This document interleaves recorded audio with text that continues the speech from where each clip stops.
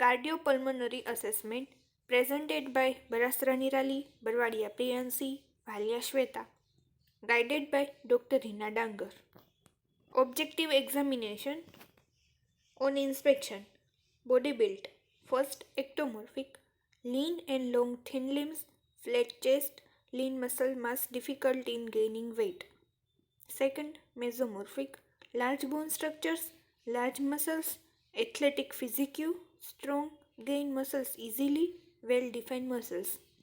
Third, endomorphic. Solid and generally soft body, gains fat easily, shorter build with thick arms and legs, round physique, muscles not well defined, difficulty in losing fat, slow metabolism. Chest shape.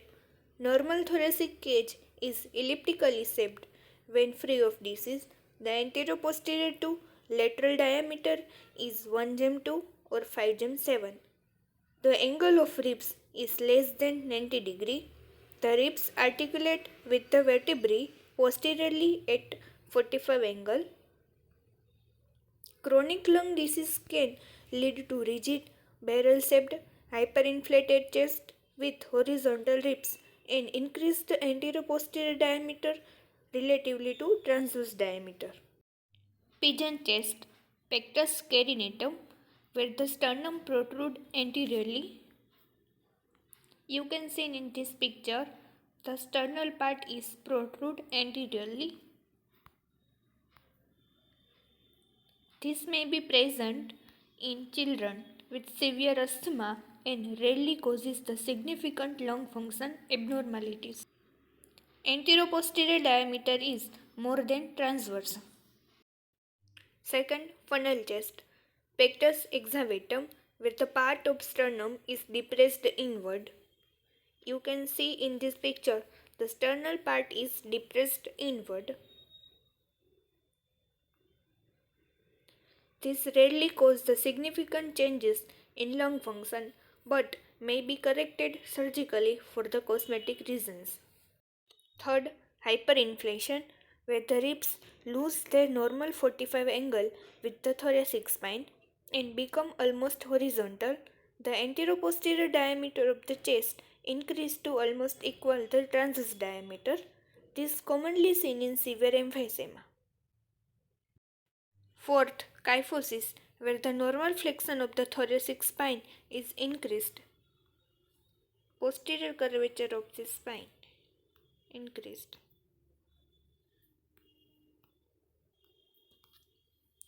IE ratio, the approximate ratio of the inspiration to expiratory time. IE ratio is 1 gem 1.5 to 1 gem 2. External aids. This is nasal cannula. This is oxygen mask.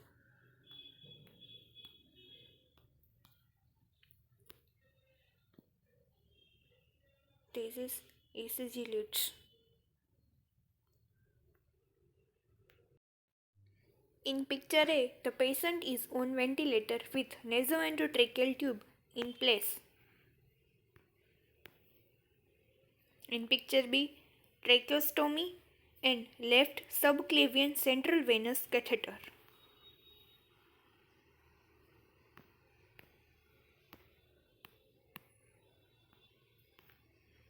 In picture A, Swan gaze catheter on right jugular vein. In picture B, IV cannula. Breathing pattern.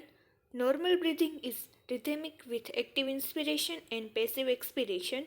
Prolonged expiration may be seen in patient with obstructive lung disease, where expiratory airflow is severely limited by dynamic closure of smaller airways. In severe obstruction, IE ratio may be increased to 1 gem 3 or 1 gem 4. Type of breathing. First, pulsed rib breathing is often seen in patients with severe airways disease. By opposing the lips during expiration, the airways pressure inside the chest is maintained, preventing the floppy airways from collapsing. Thus, overall airflow is increased. Second, apnea. is the absence of breathing for more than 15 seconds. Third, hypopnea is diminished breathing with inadequate ventilation. It may be seen in during sleep in patients with lung disease. Shallow breathing.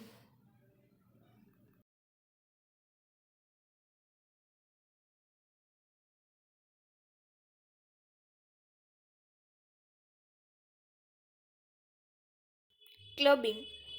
Clubbing can be defined as a loss of angle between the nail bed and distal interphalangeal joint.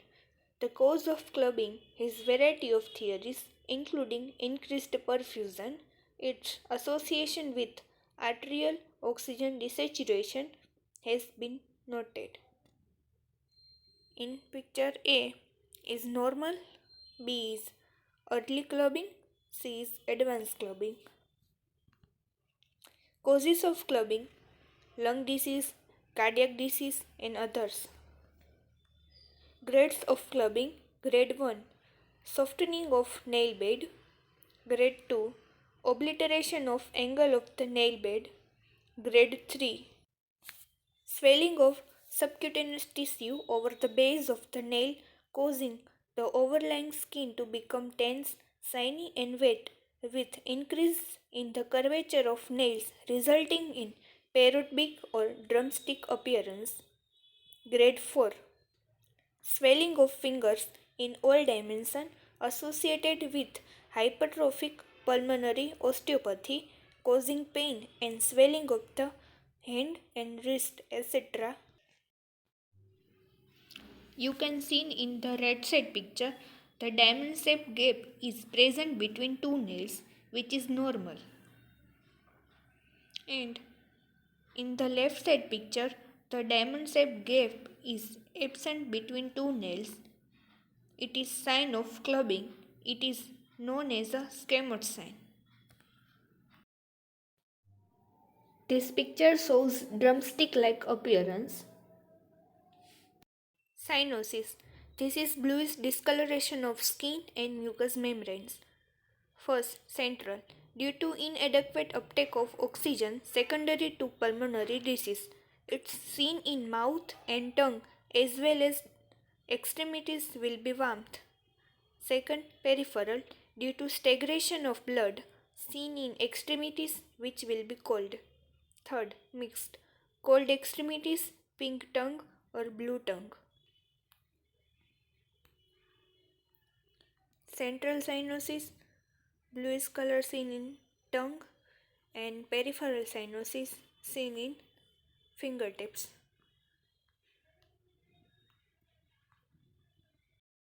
On palpation, edema. Assessment of edema is performed by pressing two fingers into the particular area for 2 to 3 seconds. If the impression is left once the fingers are removed, then the pitting or dependent edema is present. The degree of edema is based on length of the time that the indentation lasts. If there is indentation present after applying firm pressure on edematous area is called as a pitting edema. If there is no any indentation present after applying firm pressure on edematous area is called as a non-pitting edema. Grades of edema. Grade 1 indentation is barely detectable. Grade 2 slight indentation visible when skin is depressed and return to normal in 15 seconds. Grade 3 deeper indentation occurs when pressed and returns to normal within 30 seconds. Grade 4 indentation lasts for more than 30 seconds. Tracheal deviation. The trachea is palpated to assess its position in relation to sternal notch. Tracheal deviation indicates underlying mediastinal shift. Tracheal deviation towards the affected side, condition atelectasis. Tracheal deviation towards the opposite side, condition pneumothorax, pleural effusion. Comparing one side to other, an assessment is made of the position of the trachea, whether it is midline or the presence of deviation away from the central position. Tracheal deviation. Tracheal position can be examined anteriorly by palpating trachea. Patient position sitting or high sitting. Therapist position in front of patient. Procedure. Therapist placed his and her first and third finger on bilateral sternoclavicular joint. Middle finger palpate trachea from upward to downward direction. Direction of the palpation should be checked. Any deviation should be noticed. Tactile vocal fremitus. Spoken word produce vibration over the chest wall. Vibration of the bronchial tubes transmitted to the chest wall. In figure A shows the hand placement. In figure B shows the TVF assessment in anterior chest wall and posterior chest wall. According to condition, in emphysema, decreased TVF; in pneumonia, increased TVF; in pneumothorax, absent; in pleural effusion, decreased TVF; in atelectasis, decreased TVF. Tactile vocal fremitus. Patient position sitting. Therapist position front of the patient. For the upper lobe, the therapist ulnar border of hand are placed over the anterior chest wall according to the lobe. For the upper lobe, the hand should be placed at the first intercostal space. The first intercostal space is palpated by taking the reference of the first rib. The first rib is located beneath the clavicle, and the first intercostal space is palpated.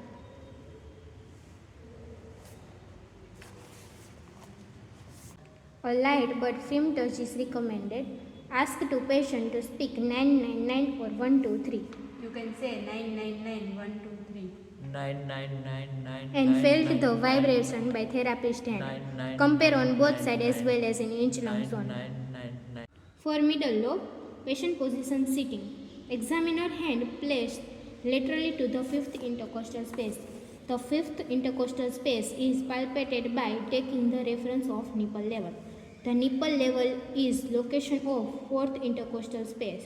So by palpating the fifth rib, we can place and locate the hand at the fifth intercostal space.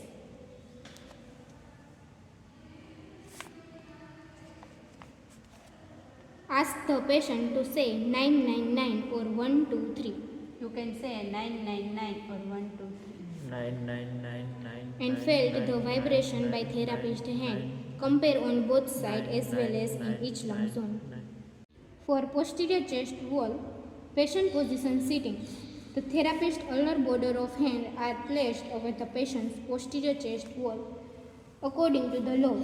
For the lower lobe, place the hand at the seventh intercostal space that is located at inferior angle of scapula.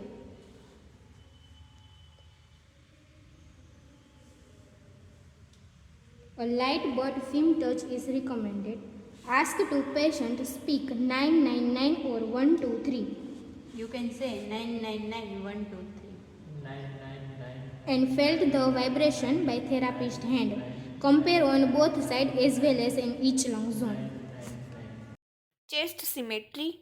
Evaluation of thoracic expansion allows the therapist to observe the baseline level by which to measure progress or decline in patient condition. Chest wall movement can be restricted unilaterally as a result of lobar pneumonia or surgical incision. A symmetrical decrease in chest wall motion occurs in the patient of COPD. Chest symmetry, upper lobe. Patient position sitting. Therapist position front of the patient. Therapist hand are placing over the patient's anterior chest wall. Motion is assisted by placing the palm over the apical lobe and thumb lies horizontal at about the level of sternal angle. Meet at the midline. Fingertips reach towards the upper trapezoid. The hand should be relaxed to allow for movement beneath. Ask to patient to take a deep breath. Take a deep breath.